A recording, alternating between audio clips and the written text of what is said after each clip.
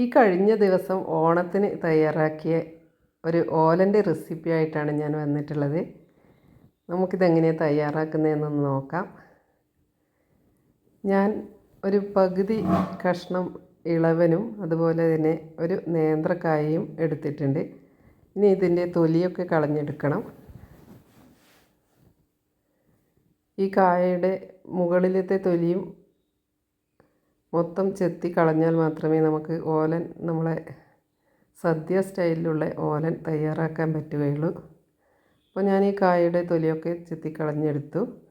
പിന്നെ അതുപോലെ തന്നെ ഇളവൻ അതുപോലെ വൃത്തിയാക്കി എടുത്തിട്ടുണ്ട്. ഇനി ഇതിനെ കുരുവൊക്കെ ഉള്ളതും കൂടി ഒന്ന് കളഞ്ഞെടുത്താൽ നമുക്ക് കറി തയ്യാറാക്കാൻ വേണ്ടിയുള്ള കഷ്ണങ്ങൾ മുറിച്ചെടുക്കാം.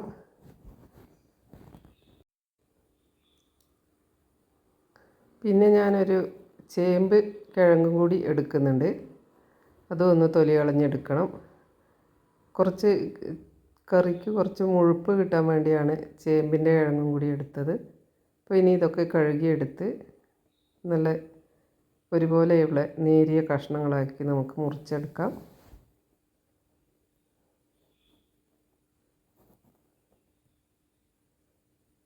എല്ലാം ഞാൻ വട്ടത്തിലാണ് അരിഞ്ഞെടുക്കുന്നത്. ഇതിൻ്റെ കൂടെ ബീൻസോ അല്ലെ അതുപോലെ ഗ്രീൻ പീസോ ഒക്കെ ഇട്ടിട്ട് തയ്യാറാക്കിയാൽ ടേസ്റ്റ് ഉണ്ടാവും. ഞാനിന്ന് ഈ 3 കഷ്ണങ്ങൾ മാത്രം ഇട്ടാണ് തയ്യാറാക്കുന്നത്.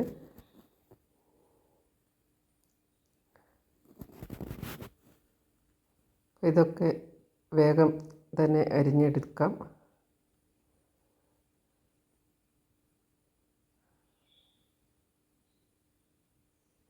ഇത് അരിഞ്ഞ് കഴിഞ്ഞിട്ടുണ്ട്. ഇനി വേഗം ഒരു പാത്രത്തിലേക്ക് മാറ്റി കൊടുക്കണം.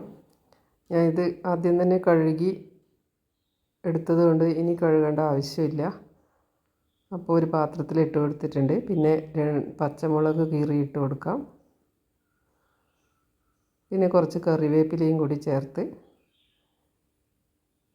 ആവശ്യത്തിനുള്ള ഉപ്പും ചേർത്ത് കൊടുക്കണം. ഒരു 1/4 കപ്പ് വെള്ളം മാത്രമേ ഞാൻ ചേർത്ത് കൊടുക്കുന്നുള്ളൂ. അധികം വെള്ളം ആവശ്യമില്ല. ഇത് ഒന്ന് വെന്ത് വരേണ്ട വെള്ളം മാത്രമേ വേണ്ടൂ. അപ്പോൾ നമുക്കിത് അടുപ്പത്ത് വെച്ചിട്ട് ഒരു 10-20 മിനിറ്റ് കൊണ്ട് തന്നെ നമ്മുടെ ഈ കറി കഷ്ണങ്ങളൊക്കെ വെന്ത് കിട്ടും. അപ്പോൾ നമ്മുടെ കഷ്ണങ്ങൾ നന്നായി വെന്ത് വന്നിട്ടുണ്ട്. ഇനി ഒന്നതൊന്ന് കയ്യിൽ വെച്ചൊന്ന് ഇളക്കി എടുക്കാം. പിന്നെ ഇതിന് വേണ്ടത് തേങ്ങാപ്പാലാണ്. അപ്പോൾ ഞാൻ ഒരു അരമുറി തേങ്ങയുടെ ഒരു കട്ടിപ്പാൽ എടുത്തിട്ടുണ്ട്. ഇനി ഈ തേങ്ങാപ്പാൽ കൂടി ഒഴിച്ച് കൊടുത്താൽ നമ്മുടെ കറി റെഡിയായി. നമുക്ക് സദ്യക്കും അതുപോലെ ഓണത്തിന് ഒക്കെ വളരെ പെട്ടെന്ന് തയ്യാറാക്കാൻ പറ്റുന്ന ഒരു ഓലൻ റെസിപ്പിയാണിത്. അപ്പോൾ ഞാൻ തേങ്ങാപ്പാൽ ഒഴിച്ച് കൊടുത്തു. ഇനി ഇതൊന്ന് നന്നായി ഒന്ന് തിള വരുന്ന സമയം മാത്രമേ വേണ്ടൂ. അപ്പോഴേക്കും നമ്മുടെ ഓലൻ റെഡിയാവും.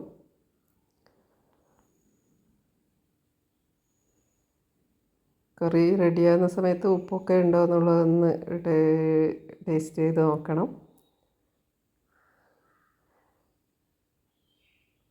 അപ്പോൾ നല്ല തിള വരാൻ വേണ്ടി നമുക്കൊന്ന് വെയിറ്റ് ചെയ്യാം. ചെറുതായിട്ട് ഇങ്ങനെ തിള വരുന്നുണ്ട്. ഈ സമയം നമുക്ക് പച്ച വെളിച്ചെണ്ണയാണ് ഒഴിച്ചു കൊടുക്കുന്നത്. അതാണ് ഇതിൻ്റെ ഒരു പ്രത്യേക ടേസ്റ്റിൻ്റെ അടിസ്ഥാനം. ഇനി നമുക്ക് വേണ്ടത് കുറച്ച് കറിവേപ്പിലയാണ്. കറിവേപ്പിലയും കൂടി ചേർത്ത് കൊടുത്താൽ നമ്മുടെ ഓലൻ റെഡിയായി. നിങ്ങൾ ഇതുപോലെയൊക്കെ ഓലൻ റെഡിയാക്കലുണ്ടെങ്കിൽ ഒന്ന് കമൻറ്റ് ചെയ്യണം. അപ്പോൾ ഓലൻ റെഡിയായി. Thank you.